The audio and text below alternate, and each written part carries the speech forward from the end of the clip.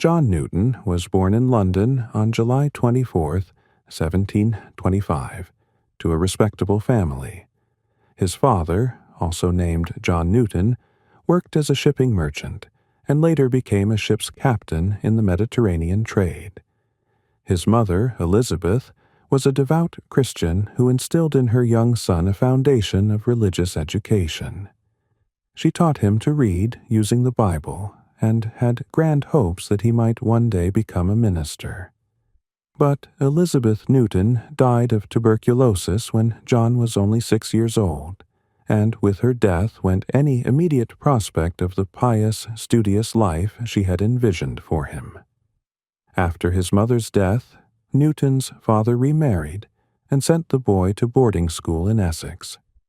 The school was harsh, as many were in that era, and Newton later described his time there as miserable. At age 11, his formal education ended abruptly when his father took him to sea. For the next several years, Newton sailed with his father on trading voyages in the Mediterranean, learning the practical skills of seamanship and navigation that would define his career. The relationship between father and son was complicated. The elder Newton was a stern, practical man who had little patience for what he saw as his son's romantic notions and impulsive behavior. Young Newton, for his part, struggled with the rigid discipline of life at sea under his father's command. He made 6 voyages with his father between 1736 and 1742, but the experience did not produce the steadying effect the elder Newton had hoped for. In 1742, at 17, Newton returned to England and met Mary Catlett, a young woman who would become the obsessive focus of his affections for the rest of his life. She was barely 14 when they met, but Newton became instantly and completely infatuated. This infatuation would repeatedly derail his career prospects and lead to some of the most bizarre decisions of his early life. His father had arranged a position for him on a ship bound for Jamaica, a valuable opportunity in the merchant trade. But Newton, desperate to spend more time near Mary Catlett, delayed his departure and missed the ship entirely. When he finally did go to sea again, it was on a merchant vessel, but he jumped ship to visit Mary, overstaying his leave.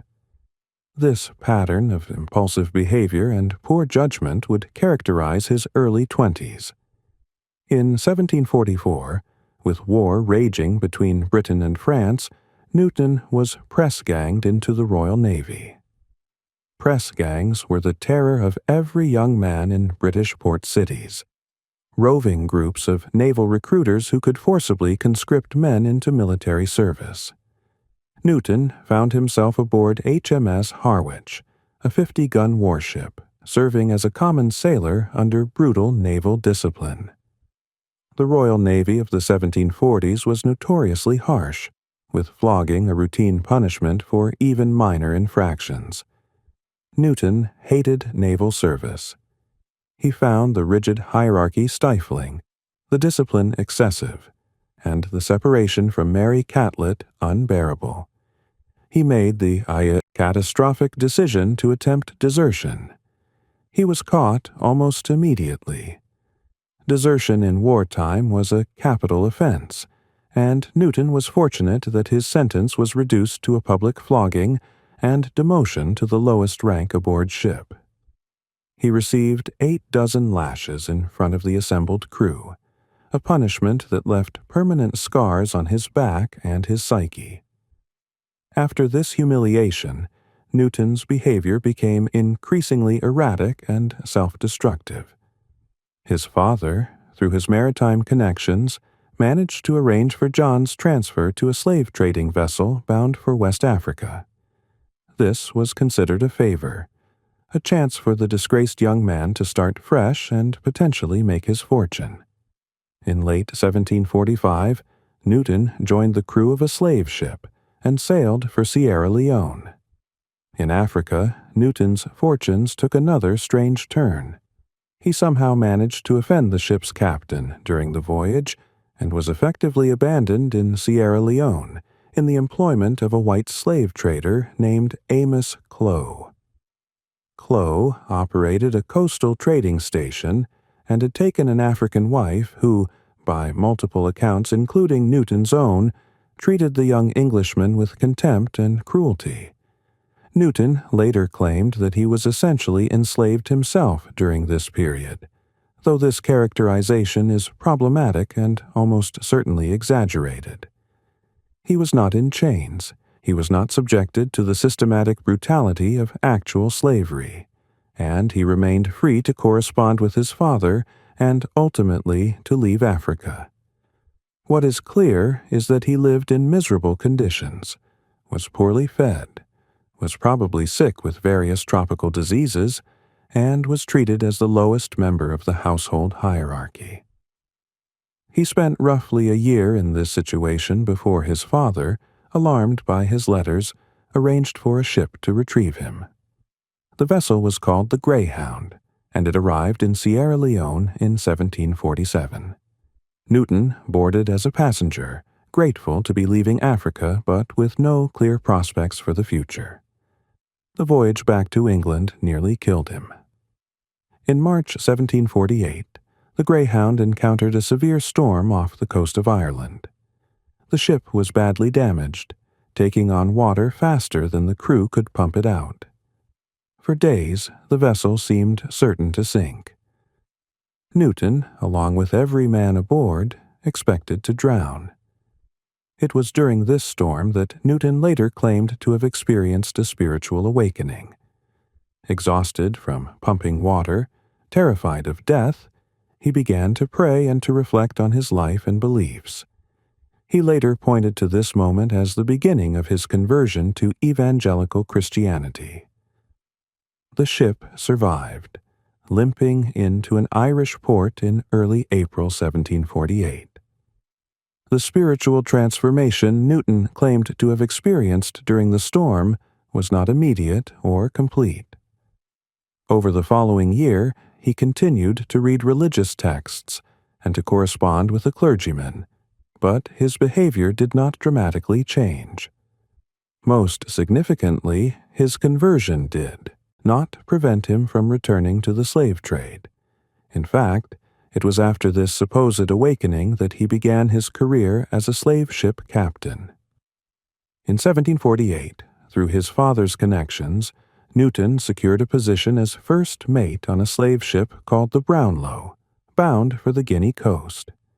He sailed in August 1748, and this voyage gave him direct experience with every aspect of the slave trade. The ship traveled down the African coast, trading European goods for enslaved people at various points. Newton kept a detailed journal of this voyage, and it provides chilling insight into how he understood his work. The Brownlow collected slaves over several months, holding them below deck as the ship worked its way along the coast. Newton's journal entries from this period are matter-of-fact and businesslike. He recorded numbers of enslaved people purchased, their physical conditions, the prices paid, and the goods exchanged. He noted deaths in the same tone he noted weather conditions and navigational details. The ship carried roughly 220 enslaved Africans across the Atlantic to Antigua. The death rate on this voyage was relatively low by the standards of the trade, around 10%, and Newton considered this a successful outcome. He returned to England in October 1749, having proven himself capable in the trade. Based on this success, Liverpool merchants hired Newton as captain of his own slave ship, the Duke of Argyll, in 1750. He was 25 years old. Before departing on this first voyage as captain, he married Mary Catlett in February 1750, finally securing the object of his 8-year obsession. Their marriage would last until her death 50 years later. As captain, Newton commanded 3 slaving voyages between 1750 and 1754. These voyages were highly profitable for his employers and established his reputation as a competent and reliable slave ship master. He kept meticulous records, which survive and provide detailed documentation of his activities. His first voyage as captain aboard the Duke of Argyll lasted from August 1750 to October 1751. The ship sailed to Sierra Leone and the surrounding coast, where Newton spent months purchasing enslaved people. His journal reveals the routine of this work: meeting with African traders, inspecting enslaved people, negotiating prices, arranging for goods and provisions. He developed working relationships with African merchants and headmen who supplied captives for the trade. Newton purchased 218 enslaved Africans on this voyage. He recorded their purchases individually in his ledger, noting the date, location, price paid, and sometimes physical characteristics or estimated age. The entries are purely transactional. 96 of these people survived the Atlantic crossing to Antigua. That means 122 people died, a death rate of 56%, catastrophically high even by the brutal standards of the slave trade. The causes of this massive mortality are documented in Newton's own journals. Disease swept through the ship, probably dysentery and fever. Newton himself became seriously ill during the middle passage and nearly died. The conditions below deck where enslaved people were held were perfect incubators for disease. Hundreds of people confined in darkness with inadequate ventilation, no sanitation, and minimal food and water. Newton's response to this catastrophe was primarily financial. He worried about the economic loss and what his employers in Liverpool would think. His religious reflections from this period do not seem to have included any questioning of the trade itself or his role in it. He prayed for his own recovery and for better outcomes on future voyages. His second voyage as captain was aboard the African, departing in June 1752 and returning in August 1753. This voyage followed a similar pattern: months on the African coast purchasing enslaved people, followed by the Atlantic crossing. Newton purchased 207 enslaved Africans. This time, 167 survived the passage to Antigua, a death rate of about 19%, much improved from his first voyage and considered acceptable by the standards of the trade. Newton was becoming more skilled at his profession.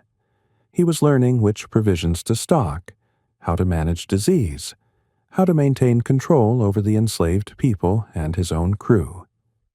He was also learning the commercial aspects: which African trading partners were most reliable, which goods were most effective for barter, which Caribbean ports offered the best prices.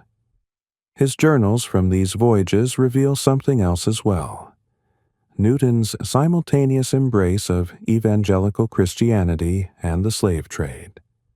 He conducted religious services on his ship, read theology extensively, and maintained a detailed spiritual diary. He saw no contradiction between his faith and his profession. He prayed for fair weather, for successful trades, for protection from disease, and for the spiritual welfare of his crew. He appears to have given no thought to the spiritual welfare or basic humanity of the hundreds of Africans confined below his deck. The daily routine aboard Newton's ships followed the brutal pattern common to all slave ships of the era. Enslaved Africans were brought on deck in small groups for brief periods, ostensibly for exercise and fresh air, but really to prevent the kind of physical deterioration that would reduce their market value. They were fed minimal rations, typically rice, yams, or beans, barely enough to sustain life. Water was strictly rationed. The heat below deck, especially in equatorial waters, was suffocating. Newton's journals record his management decisions with clinical detachment. When enslaved people became sick, he noted whether they seemed likely to recover or should be written off as losses. When they died, he recorded the numbers and sometimes the suspected causes. When they attempted suicide by jumping overboard or refusing food, he implemented preventive measures: nets along the sides of ships, forced feeding. These practices were standard in the trade, and Newton implemented them efficiently. His relationship with his crew also reveals the dehumanizing culture of the slave trade. Newton had to maintain discipline among sailors who were themselves often desperate men, criminals, debtors, or simply the very poor who had few other options. The work of guarding enslaved people, of preventing rebellions, of managing the sheer logistics of confining hundreds of people in a ship's hold required constant vigilance and routine violence.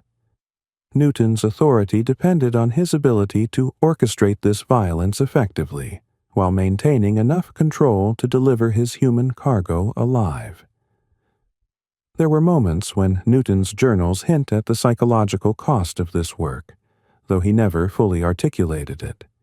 He occasionally mentioned nightmares, periods of depression, a sense of spiritual emptiness despite his religious practices. But he interpreted these feelings as signs of his own spiritual inadequacy, rather than as reasonable responses to the horror he was perpetrating. His evangelical framework gave him a language for discussing his inner life, but not for questioning the external circumstances that might be causing his distress. Newton's third and final voyage as captain was aboard the African again, departing in October 1753. This voyage followed the same route and pattern as the previous ones. Newton purchased 244 enslaved Africans and delivered 215 to the Caribbean, a death rate of about 12%, his best result yet. He was clearly becoming expert at keeping his human cargo alive long enough to sell them. But this voyage would be his last as a slave ship captain. In early 1754, while still on the African coast preparing to embark for the Atlantic crossing, Newton suffered what he described as a fit, probably a stroke or seizure. He recovered but was concerned about his health. When the ship returned to Liverpool in August 1754, he resigned from sea service and accepted a position as tide surveyor in Liverpool, a customs and port authority position. This decision was practical rather than moral. Newton was concerned about his health and wanted to spend more time with Mary. The surveyor position offered regular employment and allowed him to stay on land. It had nothing to do with moral qualms about the slave trade. In fact, Newton remained financially invested in slaving voyages for years after leaving the sea. He used his knowledge and connections to advise Liverpool merchants on the trade. He recommended captains, suggested which African traders were reliable, and shared his expertise about markets and conditions. He invested his own money in slaving voyages and collected returns on these investments. He remained deeply embedded in Liverpool's slave trading economy. Liverpool in the 1750s and 1760s was a city built on slavery. The docks were crowded with ships being fitted out for slaving voyages. The merchants who financed these voyages were the wealthiest and most influential men in the city. The rope makers, sail makers, shipbuilders, provision merchants, and countless other tradesmen all depended on the slave trade for their livelihoods. Newton was part of this world, and his position as tide surveyor kept him connected to it daily. His work as surveyor involved inspecting ships, verifying cargo, collecting customs duties, and enforcing maritime regulations. He would have boarded slave ships regularly as part of his official duties. He would have seen the modifications made to ships to maximize the number of enslaved people they could carry. The specially constructed holds, the chains and shackles, the provisions for long voyages. He would have processed the paperwork for countless slaving voyages, tracking the numbers and the profits. During this period, Newton also began to establish himself in Liverpool's religious community. He attended services at various churches, participated in prayer groups, and began preaching informally to small gatherings. His reputation as a pious man grew, even as he remained professionally and financially tied to the slave trade. No one in his circle seems to have found this combination troubling or contradictory. For the next 9 years, from 1755 to 1764, Newton worked as tide surveyor while pursuing his growing interest in theology and evangelical Christianity. He began to preach informally and to study for ordination in the Church of England. He corresponded with prominent evangelical figures, including George Whitefield and John Wesley, the founders of Methodism. Newton's path to ordination was not smooth. The Church of England hierarchy was suspicious of evangelical enthusiasm and of Newton's background. He had minimal formal education and had spent years at sea in rough company. He applied for ordination repeatedly and was rejected multiple times. But he persisted, supported by evangelical patrons who valued his passionate faith and his ability to connect with common people. Finally, in 1764, Lord Dartmouth, an evangelical aristocrat, used his influence to secure Newton a position as curate of Olney, a small market town in Buckinghamshire. Newton was ordained as a deacon in the Church of England in April 1764, and as a priest in June 1764. At 39, he began his second career as a clergyman. Newton threw himself into ministry at Olney with tremendous energy.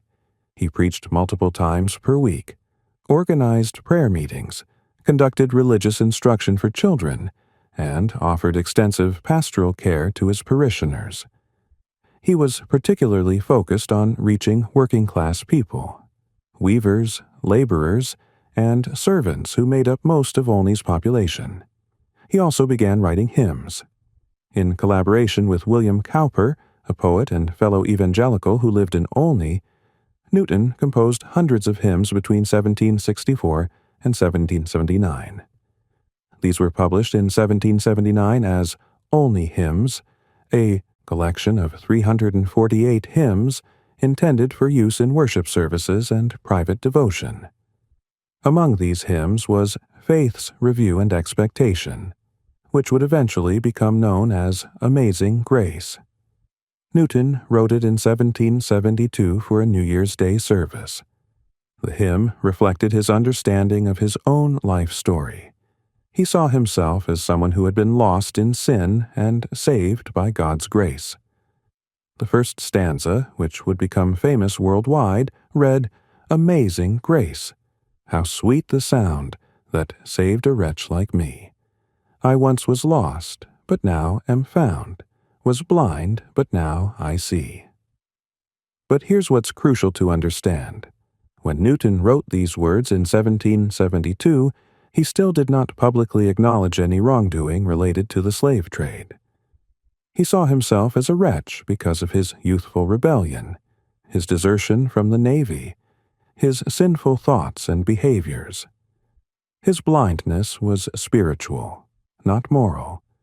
He did not yet understand that his career as a slave ship captain might have been the thing he most needed to repent for. Newton remained at Olney for 16 years. His ministry there was successful, and he became well known in evangelical circles. In 1780, he was offered a more prestigious position at St. Mary Woolnoth, a church in central London. He accepted and moved to the capital, where he would spend the remainder of his career.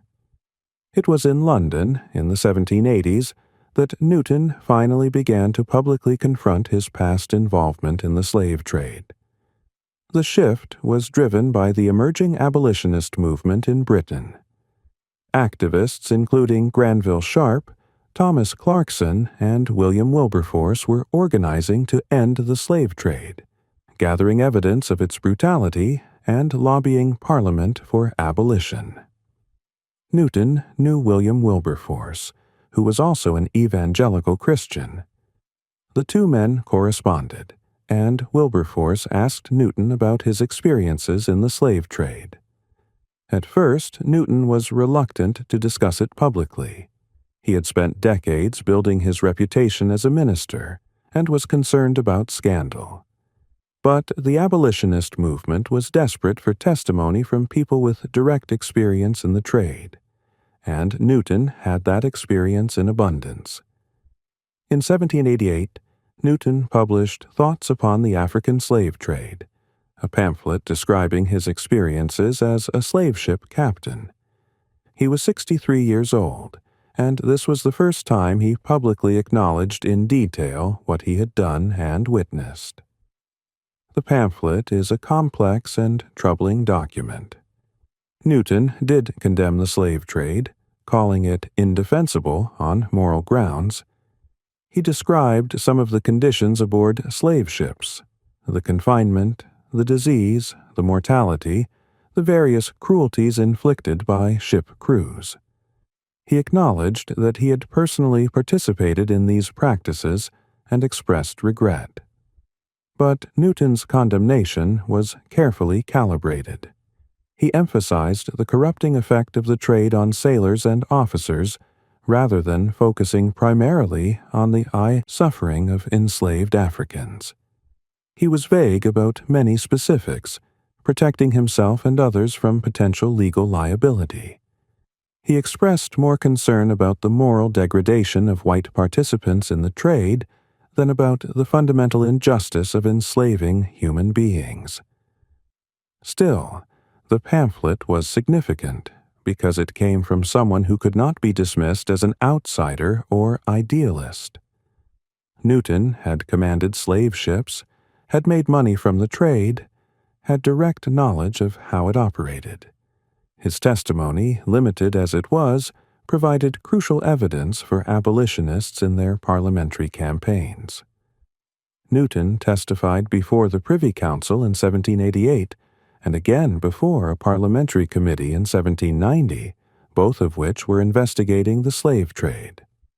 His testimony was more detailed than his published pamphlet and included specific information about mortality rates, trading practices, and conditions aboard ships. He supported gradual abolition of the trade, though he never advocated for the immediate emancipation of enslaved people already in the colonies. By this point, Newton had become something of a public figure. He was known both as an evangelical minister and as a former slave ship captain who had turned against the trade.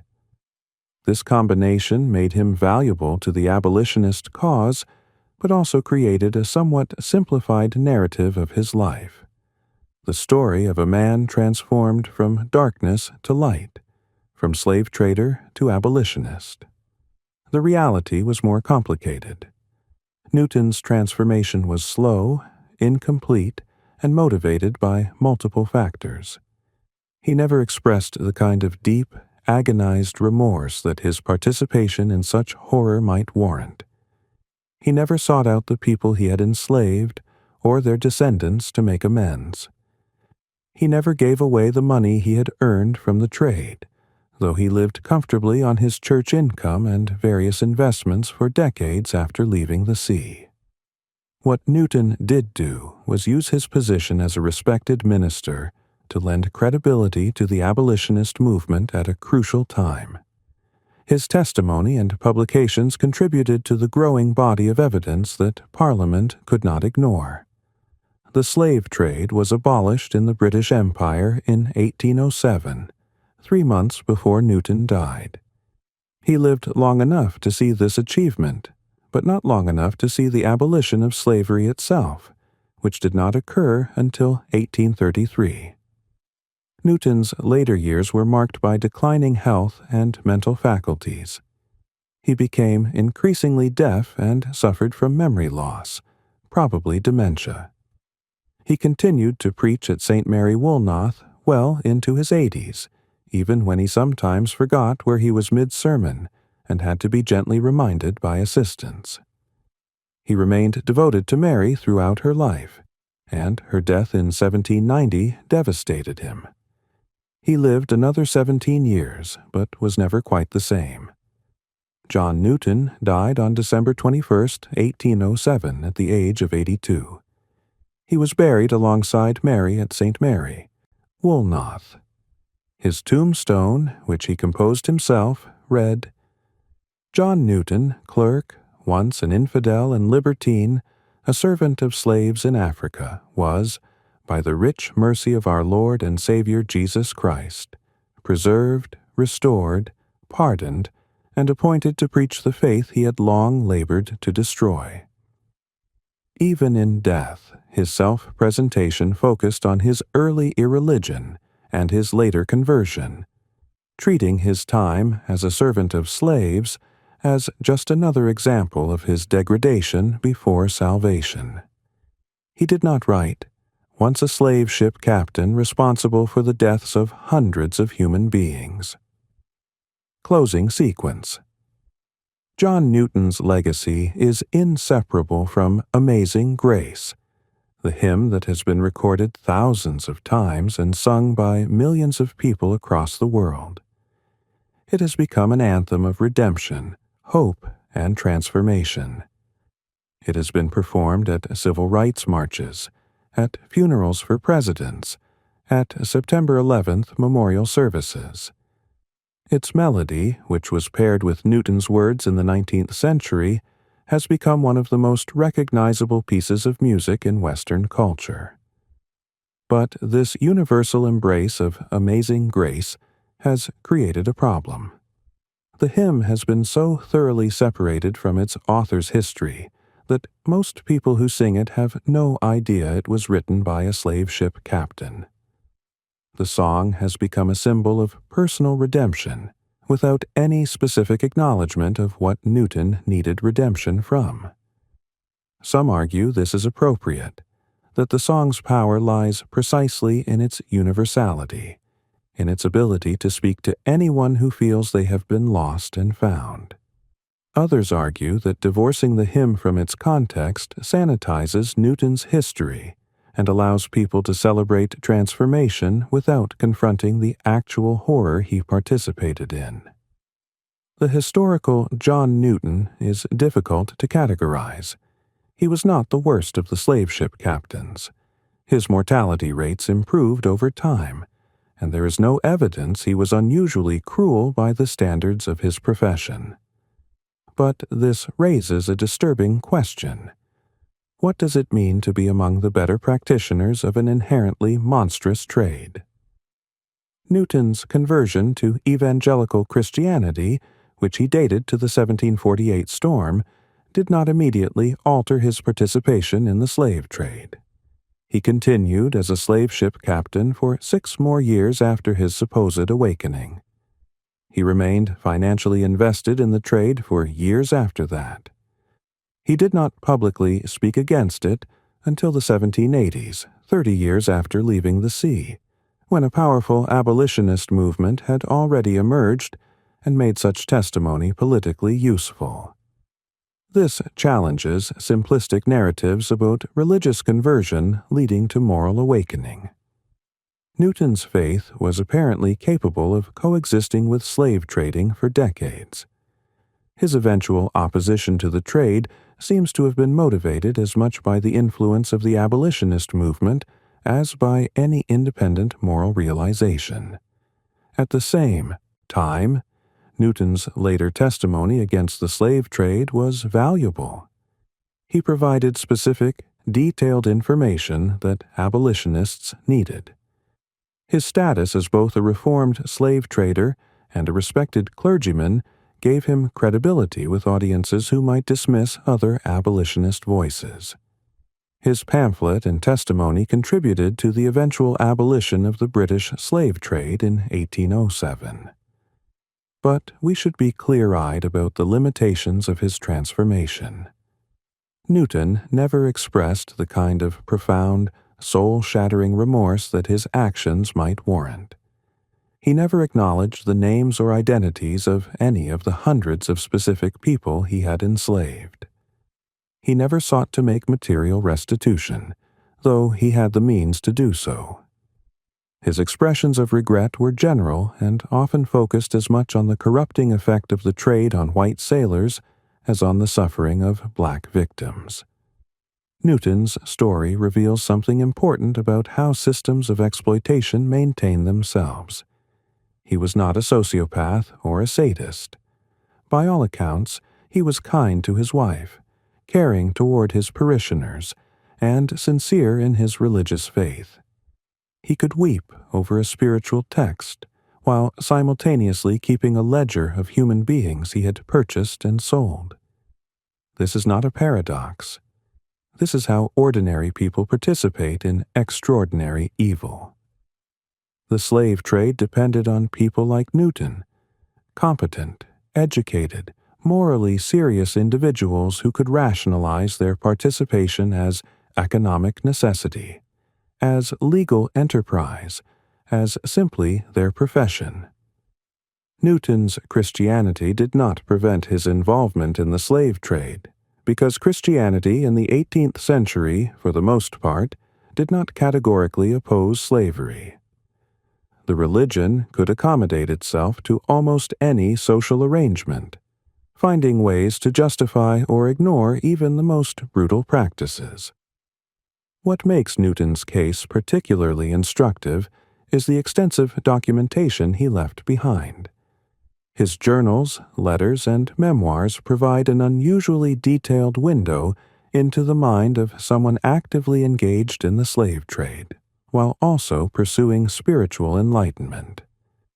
We can see exactly how he rationalized the contradiction. We can read his prayers for successful voyages alongside his ledgers recording human purchases. We can trace the decades-long process by which he slowly, incompletely, came to see his former profession as morally wrong. This documentation also reveals the selective nature of Newton's memory and self-presentation. In his later writings and sermons, he spoke often about his spiritual journey, his early sinfulness, his dramatic conversion during the storm. He presented his life as a clear before and after narrative, lost, then found, blind, then seeing. But this narrative required him to obscure the timeline of his actual behavior. It required him to treat his conversion as more immediate and complete than it actually was. It required him to focus on his spiritual state rather than his material actions. The question of when Newton actually became opposed to slavery is more complex than his own later account suggested. There is evidence that he began to have private doubts about the slave trade in the 1760s and 1770s, but he did not act on these doubts or speak about them publicly. He discussed the issue in private correspondence with a few trusted friends, but never from the pulpit during his years at Olney. It was only when the abolitionist movement provided a political framework and a sympathetic audience that Newton felt able to speak openly about his past. This pattern of private doubt preceding public action, of moral transformation requiring social permission, is common in the history of reform movements. Individuals often need to see others taking stands before they feel empowered to do so themselves. Newton's eventual public opposition to the slave trade was made possible by the work of Quaker activists, freed Africans like Olaudah Equiano, who published their testimonies, and committed abolitionists who built the organizational infrastructure for reform. Newton joined a movement. He did not start one. Amazing grace endures because it speaks to genuine human experiences of transformation and redemption. But if we are to sing Newton's hymn honestly, we should also remember what he was transformed from and how long that transformation took.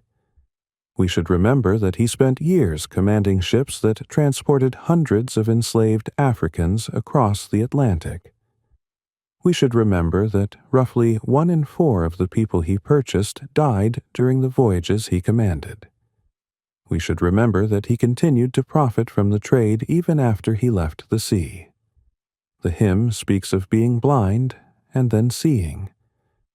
But Newton's sight came slowly and incompletely. He spent most of his life not seeing or not wanting to see the full horror of what he had done.